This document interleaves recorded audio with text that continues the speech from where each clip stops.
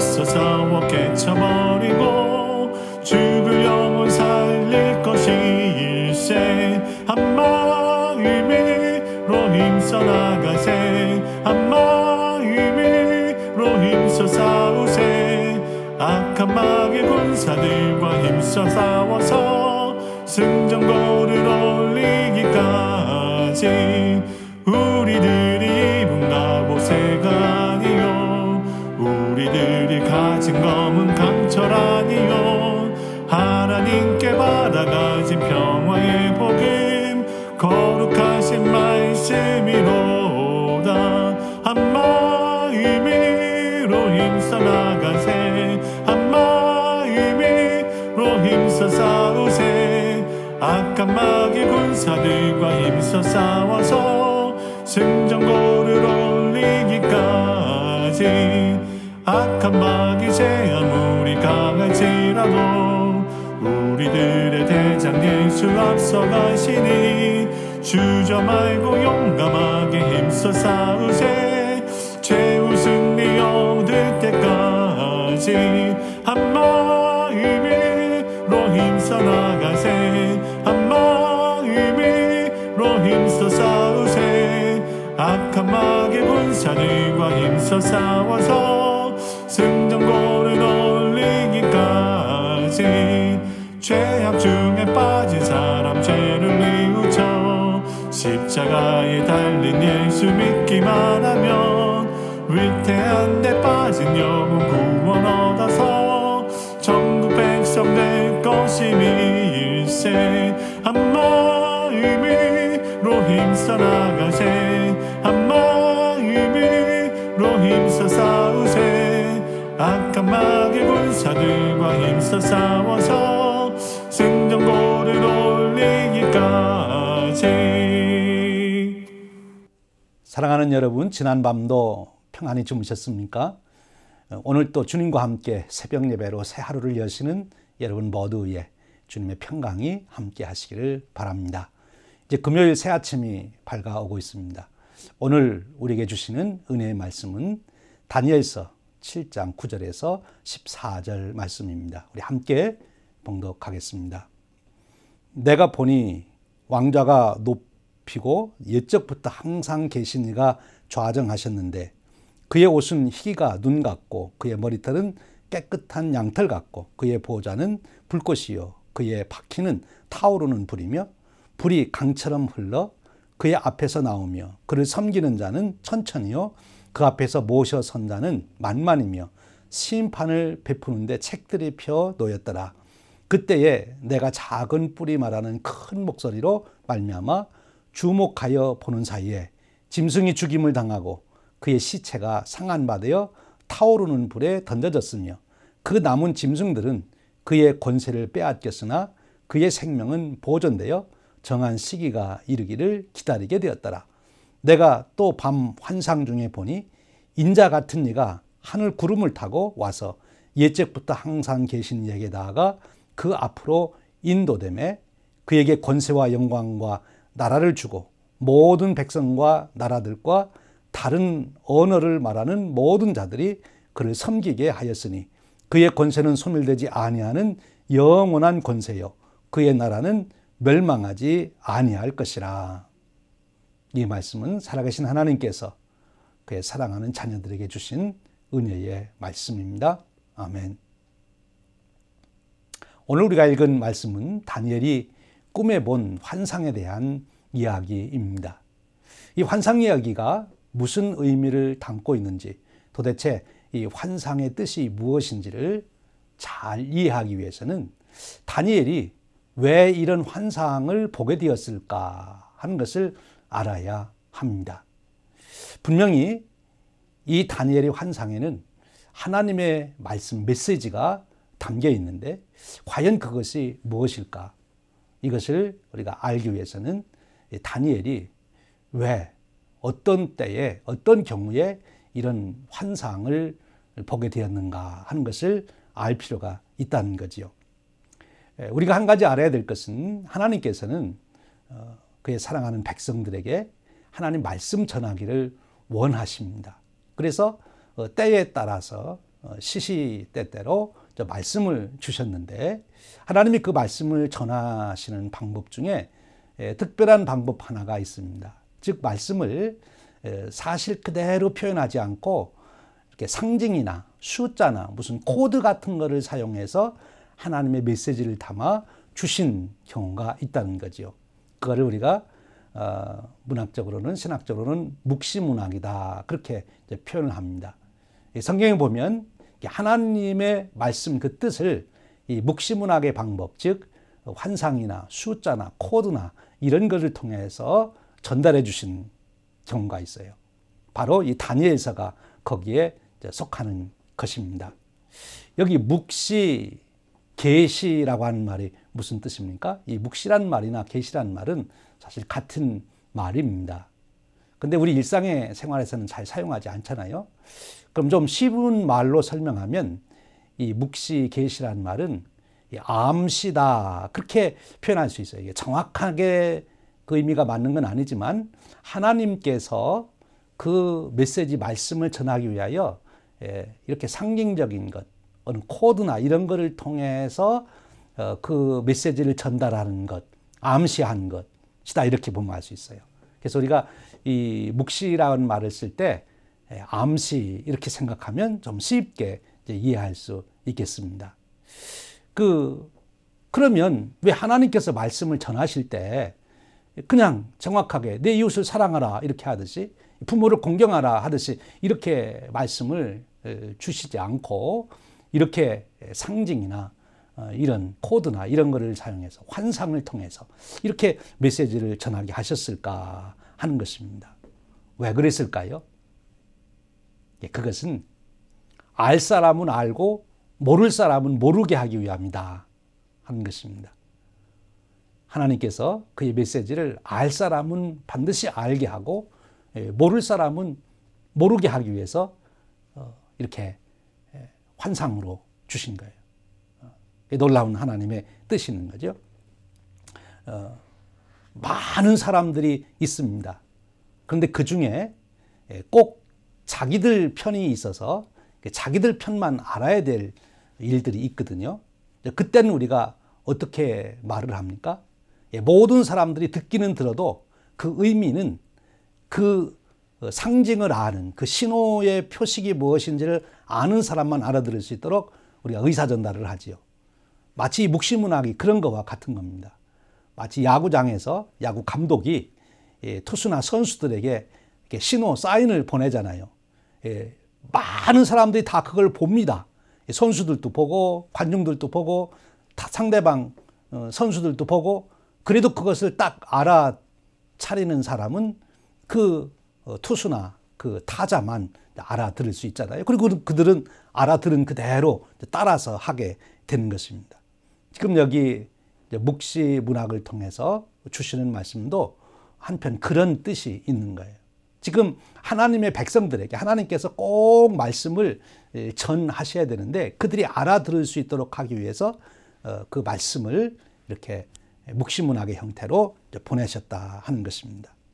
그러면 하나님께서는 언제 그렇게 묵시문학과 같은 형태를 통해서 말씀을 전하는가 하는 거죠. 언제? 바로 다니엘과 같은 경우에 있을 때라고 우리가 정답을 말할 수 있어요.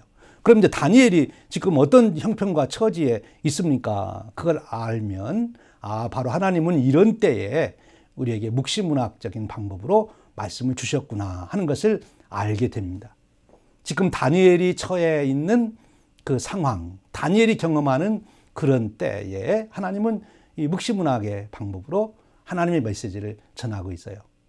또 다니엘이 이 메시지를 전해야 될 사람들, 그 사람들도 바로 다니엘과 같은 형편에 있다고 볼 수 있겠죠. 또 사실 그 이후에 역사적으로 다니엘과 같은 처지와 형편에 처해 있을 사람들에게 하나님은 반드시 이것을 너희들이 알아라 하고 오늘 다니엘을 통해서 또 메시지를 남기셨다. 이렇게 우리가 볼 수가 있습니다. 지금 이 다니엘이 그럼 처해 있는 형편은 어떤 형편입니까? 그것은 정말 하나님의 백성으로서 정말 경건하게 그리고 의롭게 그렇게 살려고 무척 노력을 하는데 근데 어려움을 당하고 있는 거예요. 그들이 정말 혹독한 환난을 당하고 있는 겁니다. 내가 지금 잘못한 것은 아무것도 없는데 너무 시련이 큰 것입니다. 도대체 왜 내가 이런 어려움을 당해야 되나? 왜 이런 시련이 있어야 되나 하는 거지요. 역사적으로 보면 유대인들이 어느 민족 못지않게 아주 그 유대인이라고 하는 것 때문에 많은 환난을 당했죠. 가깝게는 히틀러에게 그렇게 또 소련에서도 구소련에서 러시아에서 그렇게 당하기도 했지만 또 옛날로 올라가면 헬라 시대 때 또 그런 일을 당하고 지금 다니엘 시대 때 아주 대표적인 것이 이제 유대 나라가 멸망하고 나라가 다 없어졌어요. 나라가 멸망하고 포로로 잡혀가 있을 때 유대인들이 정말 유대인이라는 것 때문에 어려움을 당했거든요. 특별히 또 하나님의 백성이라는 것 때문에 하나님을 믿는 신앙을 가지고 있다는 것 때문에 이들은 극심한 어려움을 당하게 된 것입니다. 바로 그 어려움을 당할 때 하나님이 이렇게 말씀해 주시는 거예요. 왜 그렇습니까? 그때 이들은 질문하게 되는 거죠. 하나님, 왜 내가 이런 어려움을 당해야 됩니까? 보통 우리가 원인을 모르는 그 고난을 당할 때 우리의 생각이 깊어지지 않습니까? 어떻게 이런 어려움이 왔을까? 보통 세상 사람들이 생각하는 일반적인 원리는 인과응보의 원리예요. 뭔가 내가 잘못이 있으니까 그 잘못에 대한 심판으로 그 어려움을 당하지. 그래서 현실적으로 내가 뭘 잘못했나 아무리 생각해봐도 잘못된 게 없으면 조상들이 잘못해서 그랬는가 보다. 이게 조상 탓을 하겠다. 아무리 생각해봐도 그게 이치 안 맞으면 그런 말도 하잖아요. 전생에 죄가 있어서 그렇다고. 그래서 꼭 무슨 잘못이 있어서 오늘 내가 이런 어려움을 당한다. 그렇게 이제 해석을 하려고 그래요. 근데 그렇지 않은 경우가 있다는 거예요. 지금 다니엘과 같이, 다니엘과 함께 했던 친구들과 같이 지금 이스라엘의 하나님 말씀대로 살려고 하는 거룩한 백성들처럼 하나님을 믿고 의지하고 하나님 말씀대로 살고 의롭고 착하게 사는데도 불구하고 극심한 환난을 당하는 그들. 도대체 하나님, 왜 내가 이런 환난을 당해야 됩니까? 그리고 거기 하나님을 믿는 자들에게는 또 하나의 질문이 생기죠. 하나님이 정말 살아계시면 어떻게 이런 어려움을 당하는데 하나님은 가만히 숨어만 계십니까? 하나님이 정말 계신 것입니까? 계시지만 힘이 약해서 지금 우리를 돕지 못하는 것입니까? 이런 질문을 던지게 되는 거예요. 그리고 이제 결국 현실적인 질문은 이런 때 그럼 우리는 어떻게 살아야 됩니까? 하는 질문이 오는 거예요. 이렇게 환난과 핍박이 심하고 의롭게 살려고 하는데도 계속 어려움이 오고 이럴 때 그러면 우리는 어떻게 살아야 됩니까? 세상 사람들처럼 살아야 됩니까? 아니면 계속해서 이름에도 불구하고 하나님 말씀대로 살아야 됩니까? 이 질문이 우리에게 오는 거지요. 바로 그때, 그런 때, 바로 다니엘이 그런 때인데 그런 때 하나님께서 이와 같이 말씀해 주신 것입니다. 여러분, 이런 일을 당하면서 다니엘이 얼마나 생각을 많이 했겠어요. 그 사람도 참 지혜가 충족했던 사람이 아닙니까? 그러니까 생각해보고 또 생각해보고 했을 거예요. 그리고 이 다니엘은 또 어떤 사람입니까? 기도하는 사람이었지 않습니까?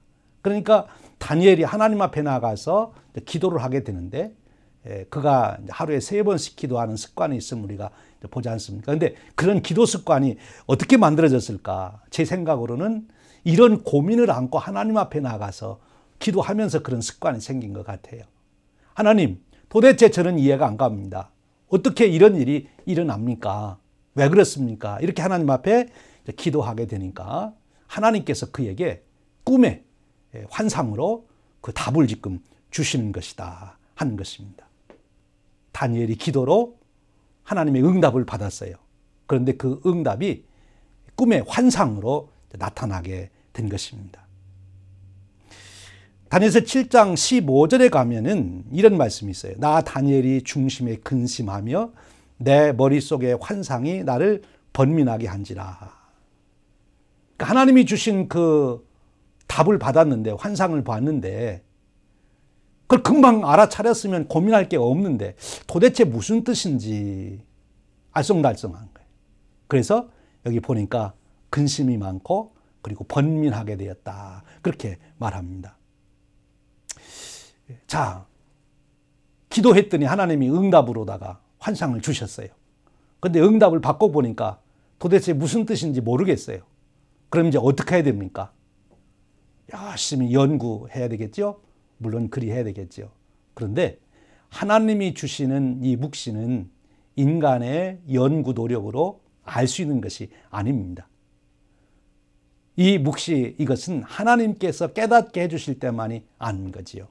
사실 다니엘은 이미 그 경험을 했잖아요. 옛날 느부갓네살 왕, 2장에 보면 느부갓네살 왕이 꿈을 꿨을 때 다니엘이 기도할 때 하나님이 그 꿈도 가르쳐 주시고 그 뜻도 가르쳐 주셨어요. 그러니까 분명히 이때 다니엘이 또 하나님 앞에 나아가서 기도했을 겁니다. 하나님, 제게 꿈으로 보여주셨는데 도대체 이게 무슨 뜻인지 알 수가 없습니다. 저로 깨닫게 해 주십시오. 16절에 그렇게 말하잖아요. 내가 그 곁에 모셔선 자들 중 하나에게 나아가서 이 모든 일의 진상을 물으며 이 모든 일의 진상을 물으며 그가 이제 7장에 소개되는 2절부터 8절까지 나오는 그가 본 환상 또 계속 이어지는 9절부터 14절까지 이어지는 그 환상을 본 거에 대해서 이렇게 물었던 거예요. 도대체 이 진상이 무엇입니까? 그랬더니 그 곁에 서 있는 자가 우리가 아마 천사다 그렇게 말할 수 있겠죠? 가르쳐 준 거예요. 이렇게 해서 다니엘서는 이제 이 7장에 다니엘이 꿈에서 본 환상에 대한 이야기로 시작이 되죠. 사실 우리가 다니엘서를 전체를 놓고 보면 1장에서 6절장까지가 전반부고 7장에서도 12장까지가 후반부인데 7장부터 12장까지는 다니엘이 본 4개의 환상이 소개되고 있고 거기에 대한 해석이 나와 있습니다. 이 다니엘서 이 7장은 그래서 전반부하고 후반부를 이렇게 연결해 주는 역할을 하게 되는 거지요. 사실 2장에 나온 느부갓네살 왕이 꾼 꿈에 대한 얘기하고 지금 다니엘이 7장에서 말하는 환상의 얘기가 그 내용적으로는 일맥상통하고 있는 것입니다. 2절에서 8절까지 짐승들이 나오잖아요. 이 4마리의 짐승이 나오는데 정말 무섭고 사나운 짐승들이 이제 등장하게 됩니다. 그리고 9절에서부터 14절까지는 옛적부터 항상 계신 하늘 보좌에 앉으신 분에 대한 이야기가 나와요. 즉 하나님에 대한 이야기가 나옵니다. 그리고 마지막 부분에 가면 구름을 타고 온 인자라는 표현인데 이것은 곧 예수 그리스도를 가리키는 거죠. 그 환상을 보게 된 거예요. 그리고 이어서 15절부터 28절까지는 그 본 뜻이 무엇인지를 말씀해 주시는 해석이 설명되고 있습니다. 우리가 시간이 없기 때문에 다 우리 잠깐 살펴보면 여기 4 짐승은 4 왕을 말한다고 그러잖아요. 근데 이 4 짐승 중에서도 4번째 짐승에 대해서 다니엘이 특별히 관심을 갖습니다. 왜 그렇습니까? 4번째 짐승이 너무나 사납고 무섭고 그래서 4번째 짐승에 더 관심을 갖고 있어요. 그리고 그 4번째 짐승에게서 10뿔이 있는데 10뿔 후에 한 뿔이 나오는데 그게 한 왕인데 거기에 대한 것이 더 이제 집중적으로 다니엘이 관심을 갖는 문제가 됩니다. 그래서 지금 다니엘이 본 4번째 짐승 거기에 10뿔이 났는데 그 후에 한 뿔이 나오는 그 한 왕에 대한 거기에 지금 다니엘이 관심을 가져. 왜냐하면 너무나 그것이 무섭고 두려운 존재이기 때문에 그렇습니다. 그리고 21절에 가보면 이렇게 해석해줘요. 그 왕이 성도들과 싸워가지고 성도들을 이겨버렸다고 하는 것입니다.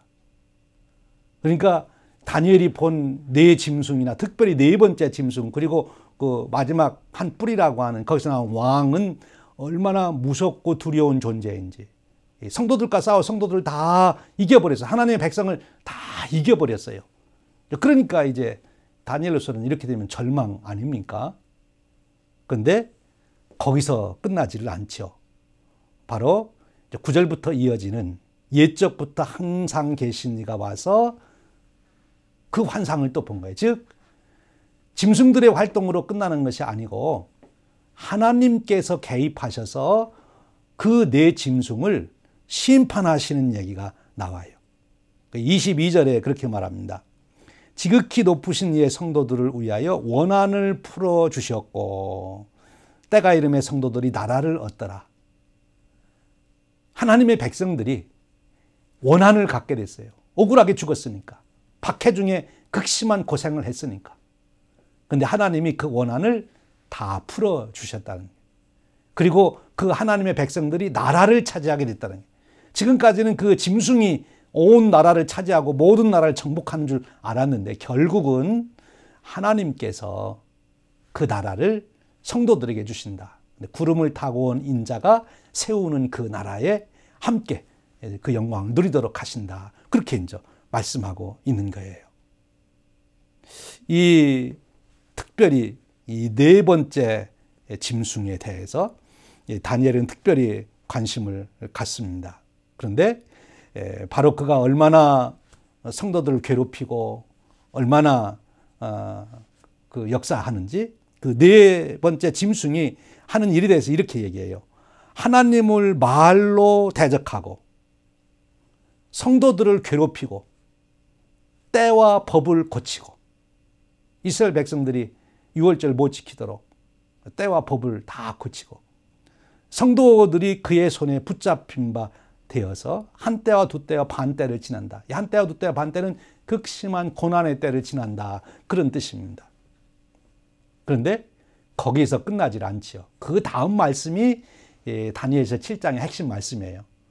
그러니까 26절 이하에서 이어지는 말씀입니다. 7장의 말씀을 정리하면 네 짐승이 나타나서 박해함으로 성도들이 큰 어려움을 당할 거다. 그것이 네 나라가 되고 네 왕이 되는데 그리고 나중에 이제 넷째 짐승에서 나오는 또 한 뿔, 그 한 왕이 아주 성도들을 극심하게 박해를 합니다. 성도들이 엄청 힘들어하게 되는 거죠. 다니엘조차도 견디기 힘들 만큼 어려운 환란이 오는 거예요. 다니엘이 누굽니까? 뜻을 정하고 하나님 말씀대로 살려고 그랬고 또 그가 얼마나 많은 기적적인 체험들을 합니까? 정말 믿음이 흔들릴 수 없는 다니엘인데도 그 네 짐승들이나 그 한 뿔, 한 왕이 하는 그 박해가 너무 무서워서 마음에 번민이 생겼다 할 만큼 그런 극심한 박해를 받는 거예요. 그런데 결과는 확실합니다. 이 영적 싸움에서 최후 승리는 성도들에게 주어진 거예요. 왜? 하나님이 개입하시기 때문에 그래요. 우리 인간의 힘만으로는 도저히 그 짐승, 우리 사탄을 이길 수가 없어요. 세상의 세력을 이길 수가 없어요. 그들이 가지고 있는 정치력, 그들이 가지고 있는 경제력, 그들이 가지고 있는 사회적인 영향, 그들이 가지고 있는 철학적인 논리, 그들이 가지고 있는 사상, 무엇 하나 우리가 이길 수가 없습니다. 그런데 하나님께서 예적부터 계신, 태초부터 계신, 지존하신 하나님께서 그들을 다 심판하시고 결국은 구름을 타고 온 인자가 승리하는 그날을 주시겠다 하시는 거죠. 여러분 그렇습니다. 우리를 대적하는 더 본질적으로 말하면 사탄의 역사는 사탄이 여러 사건 인물들을 통해서 우리를 핍박하게 되는데 정말 두렵습니다. 우리가 당하는 핍박이나 성도가 당하는 고난이 그냥 생각으로 그러는 게 아니에요. 정말 생명을 나눠야 되고 매를 맞아야 되고 모든 것 다 빼앗겨야 되고 정말 토굴 속에 들어가야 되고 가족들이 죽어가야 되고 사자굴 속에 들어가야 되고 정말 무서운 일입니다. 무서운 일입니다. 그런데 그것이 끝이 아니라는 거예요. 무엇입니까? 7장 13절, 14절, 18절, 22절, 26절, 27절에 그 말씀이 나와요. 이것이 7장의 핵심 메시지예요. 다니엘에게 주신 말씀, 또 다니엘을 통해서 오늘 우리에게 주시는 말씀, 핍박을 당하는 우리에게 주시는 말씀이 바로 이 말씀이에요. 13절입니다. 내가 또 밤 환상 중에 보니 인자 같은 이가 하늘 구름을 타고 와서 옛적부터 항상 계신 이에게 나아가 그 앞에 인도되매 그에게 권세와 영광과 나라를 주고 모든 백성과 나라들과 다른 언어를 말하는 모든 자들이 그를 섬기게 하였으니 그의 권세는 소멸되지 아니하는 영원한 권세요 그의 나라는 멸망하지 아니할 것이니라. 우리 주님 예수 그리스도께서 세우시는 나라가 영원한 권세, 영원한 영광이 있을 것이고 거기에 우리가 참여할 것을 약속해 주시는 것입니다. 18절입니다. 지극히 높으신 이의 성도들이 나라를 얻으리니 그 누림이 영원하고 영원하고 영원하리라. 아멘. 22절에 옛적부터 항상 계신 이가 와서 지극히 높으신 이의 성도들을 위하여 원한을 풀어주셨고 때가 이름에 성도들이 나라를 얻었더라. 원한을 풀어주시고 때가 이름에 나라를 얻었다. 26절입니다. 그러나 심판이 시작되면 그는 권세를 빼앗기고 완전히 멸망할 것이요. 누가요? 짐승들이, 내 왕들이, 마지막 한 뿔이라고 하는 그 악한 왕이, 핍박하는 그 자가 그렇게 될 거라는 거예요. 나라와 권세와 온 천하 나라들의 위세가 지극히 높으신 이의 거룩한 백성에게 붙인 바들이니 그의 나라는 영원한 나라라. 모든 권세 있는 자들이 다 그를 섬기며 복종하리라. 28절 말씀이 오늘 우리에게 주시는 또 교훈이 됩니다. 28절 한번 보십시오. 그 말이 이에 그친지라 나 다니엘은 중심에 번민하였으며 내 얼굴빛이 변하였으나 내가 이 일을 마음에 간직하였느니라. 현실적으로는 다니엘 같은 사람도 그 박해, 그 고난 속에서 번민할 수밖에 없었다는 거예요. 그것이 우리 인간의 실체, 현실 아닙니까? 사람 여러분, 오늘 또 우리가 하나님 믿는 것 때문에 돈 손해봐야 되고 또 나쁜 말 들어야 되고 또 핍박을 당하면 우리들 마음이 흔들리지 않습니까? 괴롭지 않습니까? 번민이 생기지 않습니까? 근데 그것으로 끝나지 않고 다니엘은 보니까 어떻게 그런 일을 당할 때 그가 승리하게 되는가 하면 오늘 말씀, 이 일을 마음에 간직하였더라. 하나님의 약속, 하나님이 보여주신 그 약속을 마음에 간직한 것입니다. 사랑하는 여러분, 오늘도 여러분 마음속에 하나님이 주신 메시아를 통해서 이루시는 나라의 영원한 승리에 대한 약속을 간직하시기를 주님의 이름으로 축원합니다.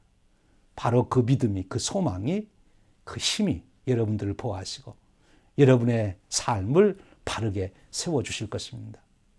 이런 환난과 박해가 있는 이때에 우리는 어떻게 살아야 합니까? 오늘 다니엘처럼 그 언약의 말씀을 마음에 간직하고 오늘 또 마땅히 성도로 살아가야 될 그 길을 묵묵히 담대하게 걸어가는 것입니다. 내 힘으로는 안 되지요. 다니엘처럼 기도해야 합니다.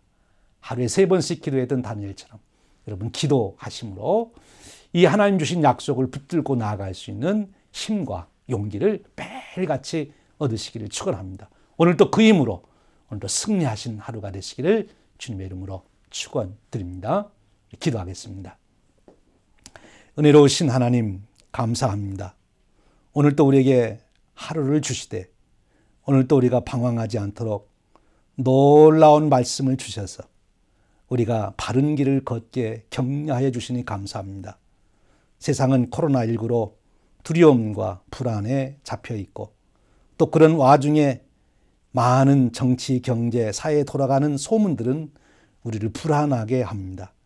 그러나 그 나타난 보이는 현상이 모두가 아니라 더 본질 실체는 하나님께서 주장하고 계시고 우리 주님께서 긍극적인 승리자로 오실 것을 말씀하셨으니 감사합니다. 그것을 믿습니다. 오늘도 이 믿음 안에서 우리의 삶이 흔들리지 않게 하여 주시옵소서. 하나님의 백성답게 담대하게 하시고 평안을 누리게 하시고 장차 이루실 그 영광을 비전 중에 바라보며 살 수 있도록 축복하여 주시옵소서. 오늘도 승리케 하여 주실 줄로 믿사옵고 우리 주님 예수 그리스도의 이름으로 기도하옵나이다. 아멘. 사랑하는 여러분, 오늘도 주님 은혜 안에 평안하시고 승리하시기를 바랍니다.